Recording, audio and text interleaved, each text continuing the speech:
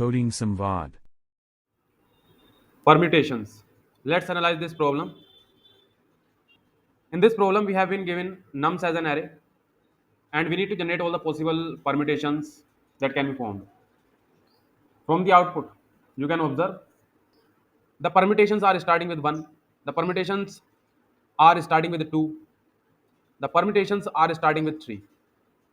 It means that we have choices. Suppose you are having an empty vector, and for this you have the choices whether to start with 1, whether to start with 2, whether to start with 3. And whenever you have choices, it means recursion will be used. And when there is a number of combinations, permutations, it means they are generated through backtracking. Now we will be focusing on the concept for solving this problem. Consider that initially you are having a empty current vector. This is your current vector, and this is your nums array that has been given to you.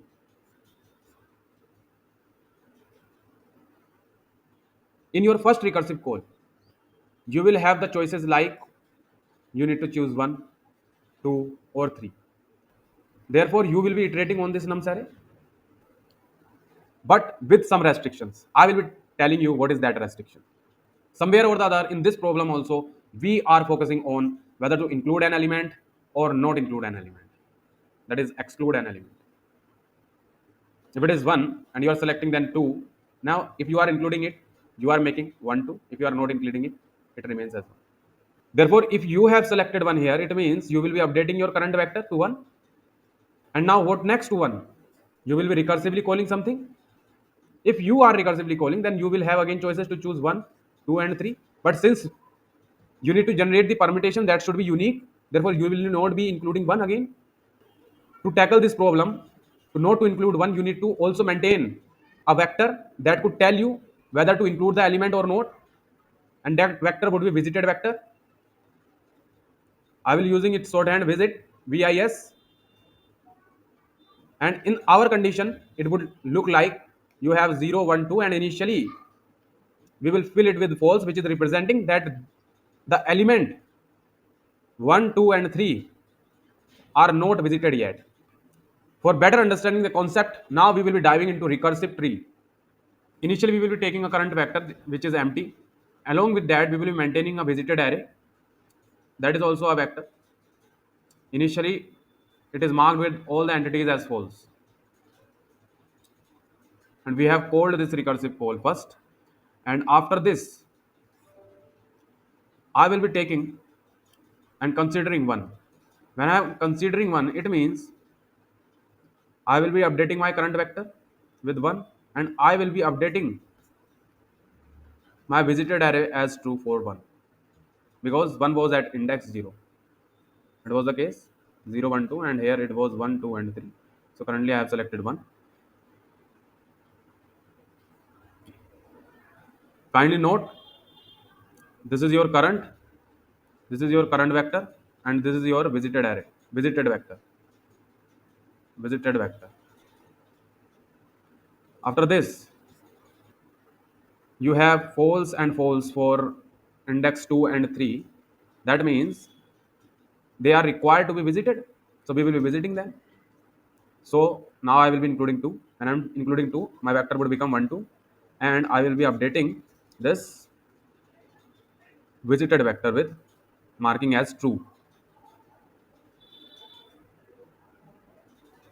Now I will be selecting the element which is present at index 2, that is 3. So my vector would become 1, 2, and 3, and I will update all the entities for visited. Now you can observe at this position, when your current vector size is actually equals to the nums dot size, that was your nums vector. That means you are reaching a base condition. It is your base condition. It means you are reaching on to the base condition. So I will be writing it again for better understanding. I will say that if my current dot size is equals to the num size, in that case you will be pushing your vector into the result vector. Result vector is a vector of vector, which will be storing all the permutations. So it will be storing all the permutations that will be present in our current vector. So you will push back, and you will, after pushing 1, 2, and 3, you will return for exploring more such permutations. This is actually your base condition. Since I have said we will be storing all the permutations in our vector of vector, that is the result. So I will also be maintaining a result vector. So here we will have a result vector that will store the all the permutations. So initially we have got a permutation that is 1, 2, and 3. Now we will be backtracking. Now we will backtrack. At this point of time, when you are at this call, so you can observe that there is nothing to explore, because you have already explored this. You was already explored that when index was 1, and you have already explored this also. It was this. Now you will backtrack to this position. At this position, you will find that there was two choices that you can explore here. One choice you have already explored, that was regarding choosing element 2. This is, we are representing element. So you have already chosen the element 2. Therefore we will be choosing the element 3 now, and when we will be choosing this, our vector would become 1 and 3, and we will be updating the visited vector with new element, and we will be marking it as true. Now it was already true, and but since we have chosen and considered now the element 3 which has index 2, so we will be updating the index 2 as true. But still we will have one choice to explore at this position. So we will explore this. When I will explore this, it means I am taking element 2. So in my vector I will be having now 1, 3, and 2, and I will be updating the index with all entities as true, since I don't have any choice now. And here you can observe you again reach the base condition, since the size of this current vector is equals to the nums vector. Therefore you will be adding this to your result vector. So you will be adding 1, 3 to here. You can understand it for your better understanding why it is a base condition. It is a base condition because the size of your current array, the size of your current array is equal to the size of your nums array, and that's why this nums vector is actually, it was already given to you. It was the vector that was already given to you, and you will be now adding 132 to your result. So I will write here again result dot pushback, and you will be adding here again. That is, what will you adding? You will be adding 1, 3, and 2. All right. After that, you will be return for exploring more such cases. So let's return back. So you return back. At this position, you find that you have explored all the choices. You have explored this choice as well, since it was this one choice that you have explored. Now you will backtrack to this position. At this position, you have explored these both choices. Therefore, no choice is left here. Now you will return back. Now you are again at the initial position from where you have started. But the things that have been changed is that you have got the two permutations in your result vector, that is 1, 2, 3, and 1, 3, 2. At this point, now we will be exploring other choices. That is, you have explored one. So you have explored element 1. This is actually the element. Don't confuse it with the index. This is the element that I am representing on the arrow. Now we have the choice to take the element 2 and 3. So I will be first exploring the 2. Therefore, now you will have the function and which containing a vector that was initially empty, and you will be adding element 2 to that, and you will be marking that now that now the element 2 is present. So you will be marking its presence at 2 in the visited vector. You have already visited that. Other are still false. Now at this position, you will be exploring now further, because still the two choices are left to choose element 1 and 3 that was at index 0 and 2 respectively. So you will be exploring first 1. So let explore for 1. Now you will be adding to it, you will be making it 2 and 1, and you will be updating the visited array or vector, that is, you will be marking is at true, true, and this is false. Now after this, you will be having one choice left, that is to choose element present at index 2, that is 3. So you have chosen the element 3, it will become the vector as 2, 1 and 3, and you will be updating all as true in the vector because you have visited the all. You can observe you have reached the base condition, so you will be adding it to your result vector. So I will be updating here, that is 213, 213, that is 2, 1 and 3. After this, you will be backtracking. At this position, you don't have any choice to explore further, but at this position, you still have the choice to explore, and that is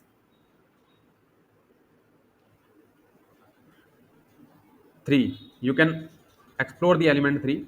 Therefore, you will be adding 2, 3,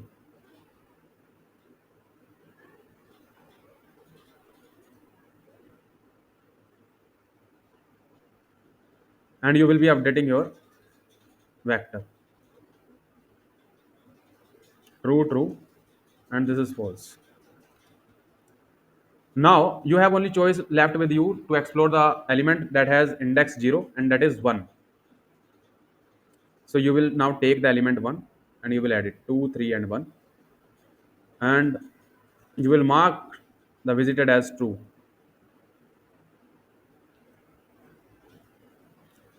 Again you are reaching at the base condition, so you will be adding 2, 3, 1 into your result vector. This is again the base condition, so you will be adding 2, 3, 1 into the result vector. Now you will be backtracking by returning from here. So again you will backtracking and you are initially here. Now after the backtracking, you are at this position. At this position, you know that are having the choices, and now all the choices has been explored at this position also. So you will backtrack to this position. Now again, you are at the initial position. Now we have added the two more entities, 213 and 231. Now we will be exploring the other entities that can be generated through exploring this 3. So we will be adding element through to the current vector, and we will be updating in visited. That is, we have chosen the element and other element are false. Now at this position we have two choices. So first we will be exploring it with element 1. After this we will be updating 3 with 1, and we will be updating the visited as true, true, and this is false. After this, the only choice we have is to take element 2, and we will be updating it with 3, 1 and 2. We will be updating the visited as true, all are true. Now again you are reaching the base condition. This is our base condition, so we will be adding this 312 in our result vector. So I'm updating it as 3, 1 and 2. Now we will return and backtrack. So I'm now returning. At this point I don't have any choice left, but at this point when I'm at here, I have the choice to explore element 2. So therefore I will be exploring it 3, 2, and I will be updating the visited. That is, this is true, this is true, and this is false. After this point, the only choice left is to take element 1. So 3, 2 and 1. You will be updating the visited with true, true and true. So again you are getting this base, you are at base condition, and you will be adding 3 to 1 in your result vector. So all the permutations that you have got is represented by this result vector. This is our recursive tree. It's time to recap. Now, before moving to the code, I want you to spend a time. Just read the concept, how it works, and then move to the code. So we have been given a function that is permute, which is accepting nums as a parameter and returning vector of vector. So we have defined a vector of vector that is result, and we have also declared a vector that is current. It will help us to generate the permutations, and those permutations will be stored in this vector of vector result. But before that, we have made a provision by defining this visited vector, which is a bool vector, and initially it has all the entities as false. which is representing that not a single vector element is visited. So now we are diving into the solve function, which is accepting these four parameters: nums, visited, current, and result. Therefore, now we will be analyzing the base condition of the solve vector. In the base condition, you can observe that as soon as the size of our current is becoming equal to the nums size, it means we are getting a permutation and we are adding that permutation to our result. From there, we are returning back. Now we will be returning back to analyze more such permutations. Now let's discuss the recursive cases. Now in the recursive case, you are observing a for loop. This for loop has been made with an intention to explore the choices that you have after each recursive calls. In the given example that we have taken of 1, 2, 3, you are having the choice for 1, 2, or 3. So, but we have made a provision that we will only take the element if it is not visited. We will only add it to the current permutations if the element is not visited, because we need unique permutations. And after that, after pushing that into the current, we are marking it as visited. Now we are recursively calling this solve function again with updated current permutations. Where we have updated? It is here we have updated when we pushed the value into it. And when we will backtrack, after the call is finished for the solve function, we will, and the base condition is achieved, so we will backtrack, and during backtrack we will be marking the visited as false, and we will be pop outing the current element to update our current vector. Like, comment, subscribe to Coding Samvad.